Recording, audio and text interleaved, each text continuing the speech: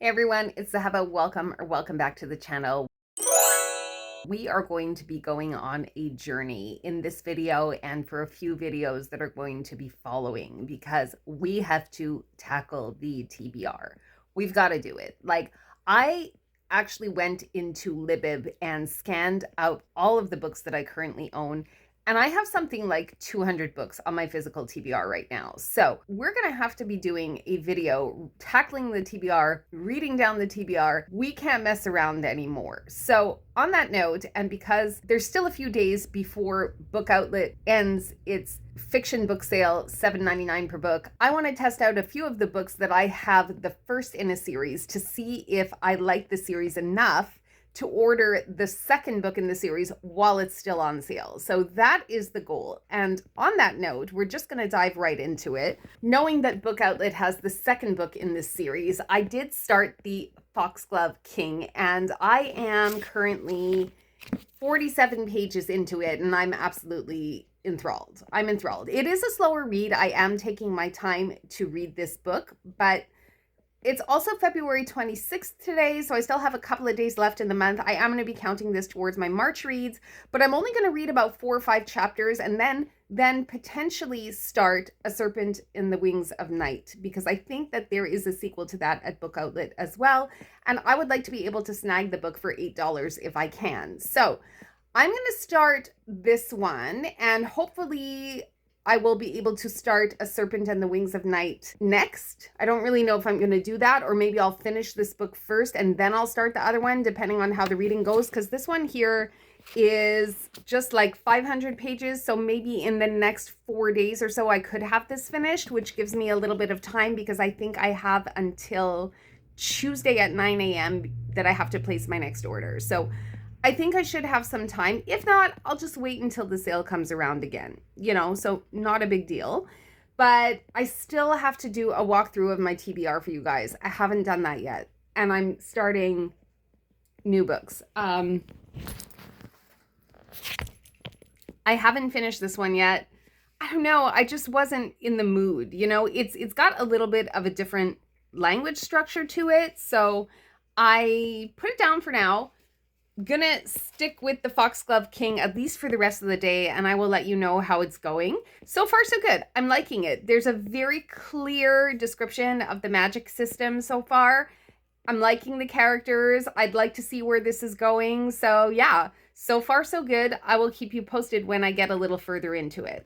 I also learned a new word from the Foxglove King, which is inviolable. Never to be broken, infringed, or dishonored. Example, an inviolable rule of chastity. And this is from the Foxglove King by Hannah Whitten. And of course, I have this word here, stertorous, an adjective that describes noisy breathing caused by a partial obstruction in the upper airway. And that was from The Girl in the Tower by Catherine Arden. But I didn't end up liking this series, if you guys remember. Like in the end, I just, wasn't sold on it. But I did learn a new word from that. So in my reading journal, as I come across new words, I write them down. So I have made it 113 pages into the Foxglove King, and I am really enjoying it. I already went and ordered the second installment of this series, and I know that the third one comes out in July. I think it's due in July 15th, I think, in hardcover.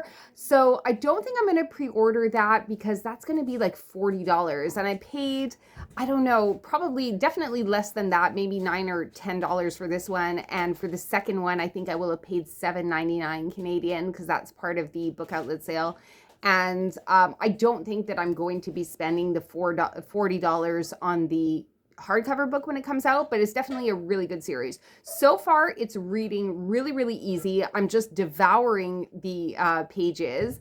So if you guys are unfamiliar with this, I'm pretty sure it's a romantasy, although 113 pages in, I am at chapter 11, and I can't really see who the main love interest could be or might be. I'm thinking it might be the prince as opposed to the monk. It could be both. I don't know if we have a reverse harem situation going on here or not. I'm really not sure because I haven't really heard much about this book, just that people kind of recommend it for romantasy. So I don't really know anything more about it than that. What I do know is that we have 𝖕𝖆, who is a 23-year-old orphan, and she has been, basically she's been raised by these foster mothers since she was 13 years old, and she kind of has the ability to take death and channel it or filter death through her body and sort of expel it into something else, so that she's the vessel or the filter through which death can pass. So for example, when she was younger, and I'm not spoiling anything because it happens like way early in the novel, but she recounts that when she was younger, she had a friend who died, and basically what she can do is she can take death such as it is, filter it through her body, and send it out to something like a tree or a plant or a flower garden, and instead of that person who died, the flower garden would die. And then her person came back as like sort of a, I guess like a zombie, although it doesn't specifically use the word zombie. And anyway, so basically she is a spy, and she's working for some poison dealers, and she's doing like drop-offs and, you know, working in sort of the spy network here. And when we sort of get to the first instant where she has to go and supervise a drop of mandrake, things go awry, things happen, and she goes on this adventure that I'm currently in the middle of reading about. I can't really say more without kind of giving away the story, so I don't want to say more than that. But what I will say about the writing itself is that it's very, very accessible. The font point is really good. This is a paperback copy. It does have the deckled edges. It's kind of makes it a little bit hard to turn the pages, and also I think I would have rather had the hard copy because it's kind of bothering me a little bit, because the map inside, I feel like in the hardcover copy, although I've never seen it, probably it was in color, because you can't really tell because it looks like stained glass, but all the bit that's dark here, that's water. So it's like not super obvious that that's water because the map is in black and white, and it's not really listed as being a body of water. Like you do see the islands, but it's not really listed specifically as being XYZ Sea or XYZ Ocean or something like that. So it's not listed as being a body of water, at least not in the map, but it is a really beautiful map, so I like that. But it's just hard to reference because of the deckled edges. So I, very often when I read, I like to look back on the maps, and I can't really look back on the maps because it's hard. Like I have to leaf through it every time I want to see where geographically something is taking place, or where geographically a character is, you know, referencing or something. So I hope that that makes sense. But other than that, I mean, it's got, you know, really big font point, double spaced lines. So it's reading really quickly, which is helpful because the book itself, I think I mentioned that before, is something like 450 pages or 460 pages, something along those lines. So yeah, I think that I'll probably be done this one sooner than later. I was going to also read The Serpent and the Wings of Night. I think that's what it's called. In the end, I don't think I'm going to read it because I opened it up and I saw that the font point was like super tiny, and I don't think I'm going to have time. So I just took the risk. I bought the second one in the series anyway, hoping that I'm going to like it, because 𝖕𝖆 of, oh my goodness, I can't remember the name of her channel. I'll put it down below.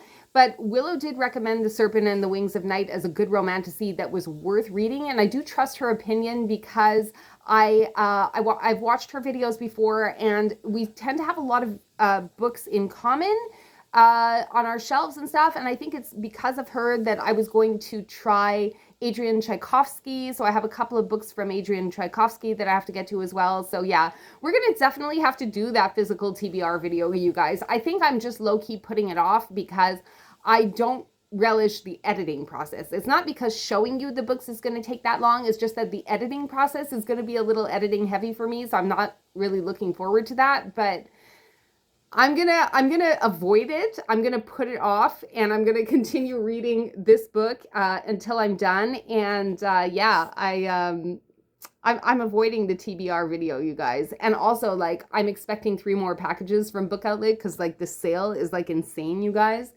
And yeah, I've already gone and added all the books to my 𝖕𝖆𝖆 app, and I was actually able to I have a copy of Vita Nostra that I was really excited to read, and I'll probably end up starting it next because I have the sequel to this coming in my next order, along with a standalone from this same pair of authors. I don't know if they're going to translate the third one in this trilogy into English, although I hope they do. I haven't read it. I don't know anything about it really, other than the fact that it's sort of dark academia-ish. And but I hear it's really good. I hear it's really good. And this one I ended up buying at Indigo on their bargain shelf for $8. So I'm par for the course. I'm par for the course. Everything that I have spent, at least on this trilogy, has been $8. At least on the first 2 that I was able to get, and then the standalone by the same author. So now I'm just rambling. I'm going to go back to the book, and I will let you guys know a little further in, or potentially when I finished it and maybe started another one. We'll see how we go. We'll see how it goes. All right. See you guys soon. So if you guys were curious as to the editing process of my videos,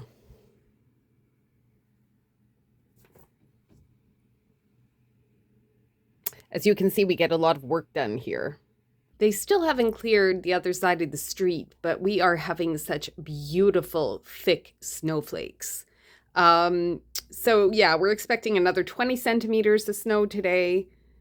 It's a little nuts, but I just wanted to show you the falling flakes because they're so dang pretty. So I have DNF'd 𝖕𝖆𝖌𝖊. Here's the story, all right? This book does not read like a memoir. And I think that if any of you go to Goodreads or check up reviews of this book, you will see that I'm not the only one that thinks that. I don't think it was a question of the subject matter so much as it's a question of the writing just didn't speak to me. I got bored with it. It was very flowery and waxing, kind of poetic, and I don't know. I just lost interest in it despite the titillating nature of the subject matter. And I say that with reserve because obviously it has to do with a woman, and I don't want to speak badly about it because I know that this woman has since passed away 6 years after writing the book. And I'm trying to tackle this DNF with as much sensitivity as possible. It is a difficult subject matter about a young girl's relationship with a much older man, but she kind of idolizes this man, and it's told in such a way that she's not realizing that she herself has been a victim. And I can't get behind that. I can't get behind that. So I'm DNFing this book because I just don't like the prose. I don't like the prose. It's boring and it's reading like a novel and not like a memoir. And when you're promised a memoir is what you want, not a flowery sort of reflection on how much you miss your abuser, I guess. Okay, so that's that for 𝖕𝖆𝖌𝖆. This is going to be going to the thrift store for someone else to potentially enjoy. Moving on, I have finished the Foxglove King. Now, I have feelings. Did you know I have feelings? I have feelings. When you come to this channel, you might realize that I have feelings about certain books. This is one that I have feelings about as well, okay? Not bad feelings, not bad ones. Let me just start by saying that. I would give this book 3 stars because I am going to be examining this book and considering this book in its context. I feel like this is not an adult book. This to me is YA. The characters they're in are 23, 24 years old, probably potentially making this an NA novel, but there was like no spice. So I don't know. I was let down. For a romantasy, it did not feel very romantic. Does this mean that I will not read the second one? No, I'm going to read the second one. I bought it. It's on its way to me from Book Outlet, but I'm not going to rush to read the second installment of this book, and I doubt very much because it's like too late to cancel the order, right? But like when I started this book, I was really enjoying it. I thought it was going places. I'm not sure that it went anywhere that a woman of my age and experience can relate to. I need more. I need more out of my books. And maybe romantasy is not my genre, but there's so many out there that I'm hesitant to give up on it after just sampling quite like 2 or 3 of them. I don't know if you guys have any suggestions for good romantasy that actually has a nice balance between world building and plot and romance, because I'm not a romance girly, as you know. I'm not going to be looking around for the Emily Henrys and Abby Jimenez's of the world. It's just not going to happen because contemporary romance is really not my thing. But fantasy is, and I kind of feel like Mara of Books Like Whoa 7 months ago put out a video saying that Robin Hobb has ruined fantasy for her. And I tend to agree because I've read Robin Hobb and because she's such a master storyteller and like truly the queen of fantasy. It's really, really, really, really, and this is an understatement, really hard for me to find fantasy that I like following Robin Hobb. So I totally get it when other readers say that Robin Hobb has ruined fantasy for them, because she certainly ruined it for me. And I have spent much of my life post-reading Robin Hobb's novels chasing that high.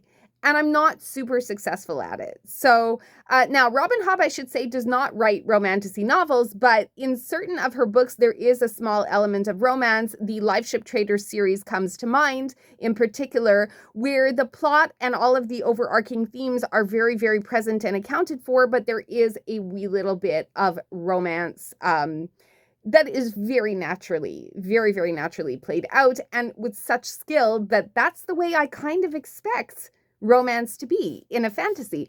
And it's not what I'm finding. Now, again, this could be because this book is more of a, I want to say YA, because that's what comes to mind, but it's probably more of a new adult. But I have seen Robin Hobb, for example, write an 18, 19-year-old girl who was like very much adult, very much adult. So I think that it could be the writer. It could be the writer. So in any case, I mean, taking this book in its context, if I see it as a new adult book, then for me, it's a 3-star book, which is not a bad rating because this book was very on point with the plot and the execution and all of that, and the world building and the magic. It just was not giving romance that I could find. So maybe you can correct me in the comments if you think I'm wrong and you've read this book, but I was not getting romance vibes from this. So all in all, it was a 3-star book for me. And I think that I will, even though I'm not going to cancel the second book in the series because I've already ordered it, I'll probably put off reading it for some time until I'm in maybe a cloudier headspace where I need a book that I can read really quickly. And then maybe I'll go back to it.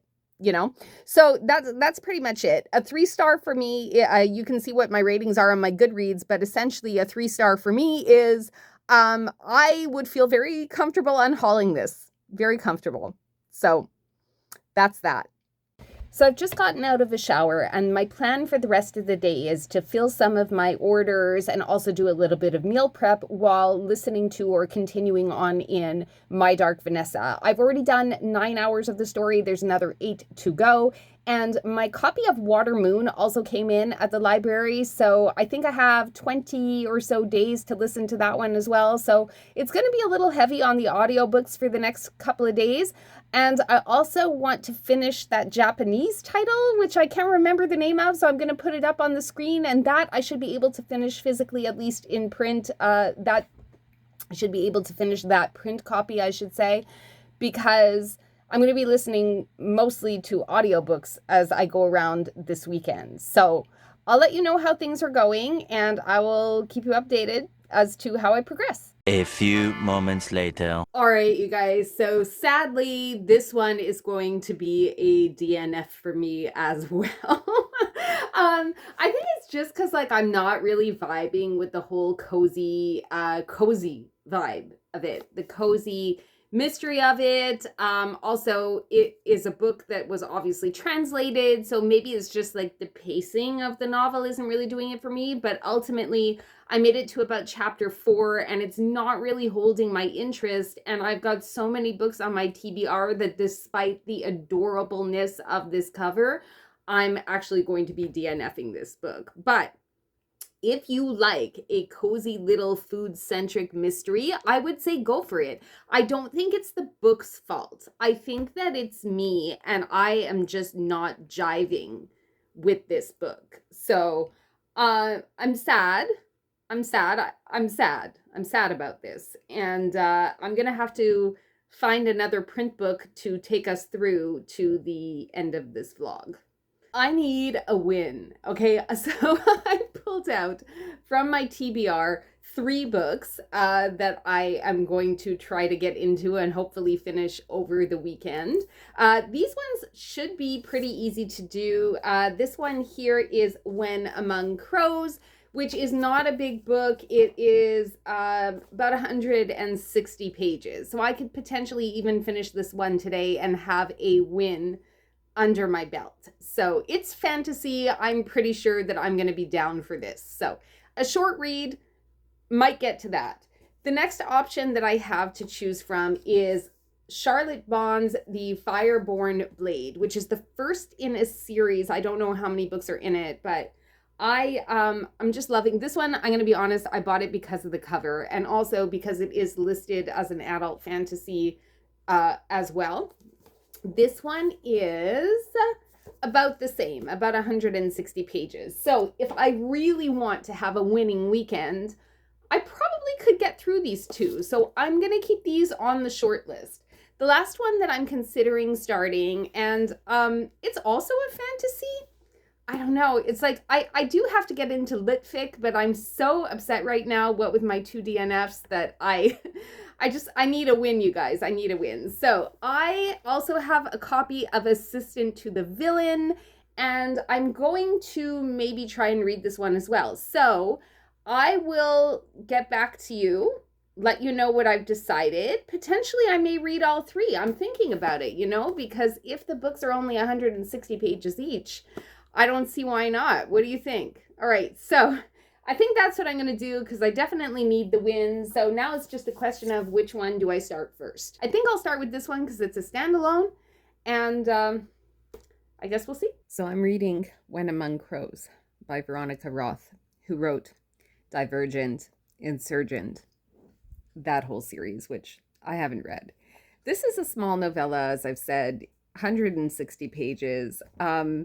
The reason my eyes are closing is because page 64, it's the bottom of page 63 to in the entirety of page 64 to a little bit of a paragraph in page 65. I am going to have nightmares about that for a very long time. My family heard me screaming.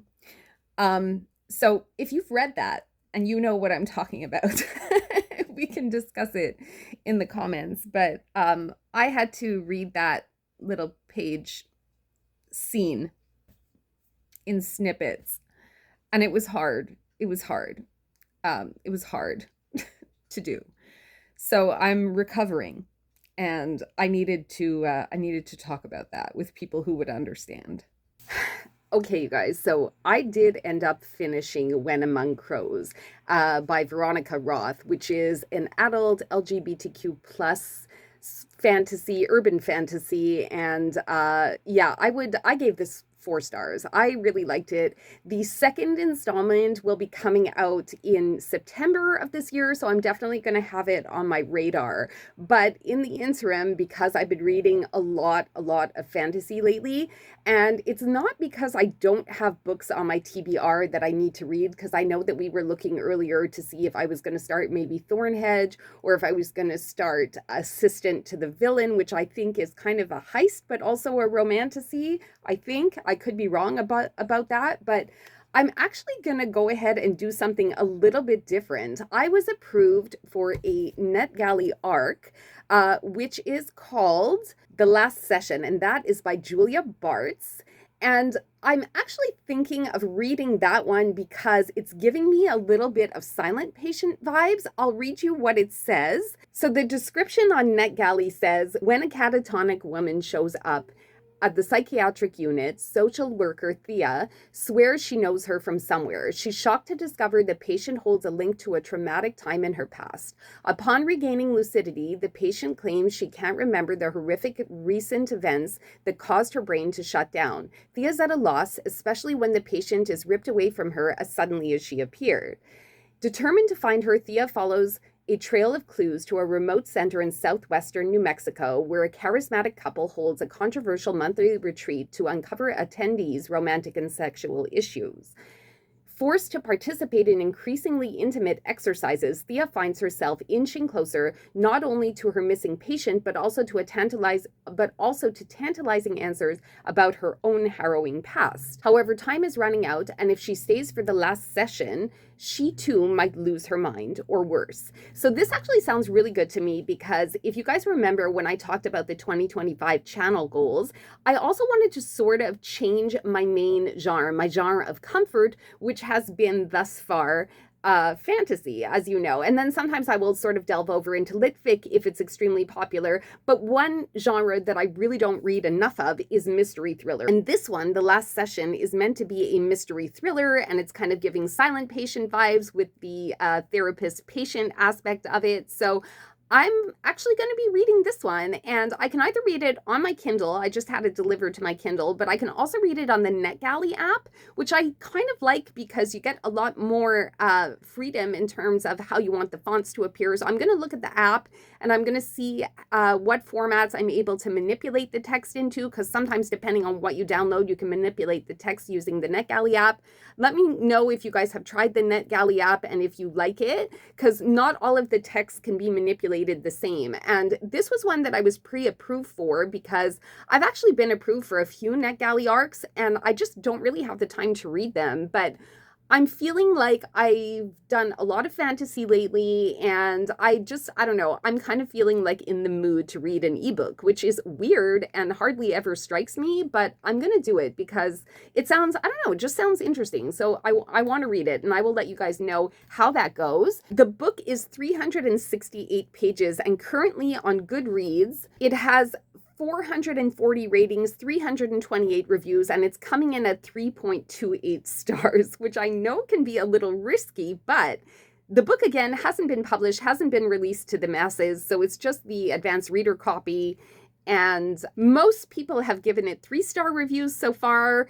39% of the readers, 30% of the readers have given it 4 stars, and 44 readers, which are 10% of the current reader pool, have given it 5 stars. So 5-star reads do exist. I'm not expecting a 5-star read from this book, if I'm honest, because I'm not really a mystery thriller reader anyway, so the writing and the prose would have to be pretty powerful for me to give it 5 stars. But I'm definitely down to read it because I don't usually read ebooks, and this is something that I can take with me and just, keep reading wherever I go. So I was honestly looking for an audiobook, so I can maybe make some requests for some audios on NetGalley, because that would actually do the job as opposed to just getting them on Libby. And I have also 3 credits still available to me on Audible, which I have to use. So I think what we'll do is we'll close out the vlog here for today.